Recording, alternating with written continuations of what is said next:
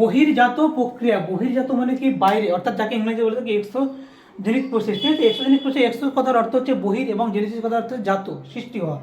আমাদের ভূপৃষ্ঠের উপরিভাগ, তাহলে এই যে পৃথিবী, ধরো যদি আমি এটাকে পৃথিবী ভাবি, এই যে গোল পৃথিবী, পৃথিবীর অভ্যন্তরভাগে যা হচ্ছে এর ফলে যে আমাদের ভূপৃষ্ঠভাগে যে ভূমিরূপগুলো তৈরি হয়েছে, সে সমস্ত ভূমিরূপের উপরে যদি কোনো বহির্জাত শক্তি হতে পারে, সূর্যের তাপমাত্রা, বৃষ্টিপাত, আর্দ্রতা, নদী প্রবাহ, বায়ু প্রবাহ, সমুদ্র তরঙ্গ, যা কিছু আছে, সেই সমস্ত বিভিন্ন শক্তিগুলি, বহির্জাত যে প্রাকৃতিক শক্তিগুলো, সেগুলো কী হবে না আমাদের এই ভূপৃষ্ঠের উপরিভাগে যে বিভিন্ন ভূমিরূপগুলো আছে তার উপরে সক্রিয় হবে।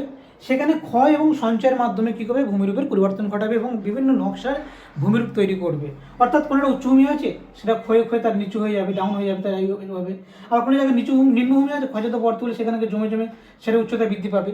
এই যে ঘটনাটা, অর্থাৎ ভূপৃষ্ঠের বাইরে এই যে সংঘটিত সমস্ত ঘটনাবলীকে আমরা বলে থাকবো কি বহির্জাত প্রক্রিয়া, এবং এটা সংগঠনে সাহায্য করছে কি বিভিন্ন বহির্জাত শক্তিগুলি।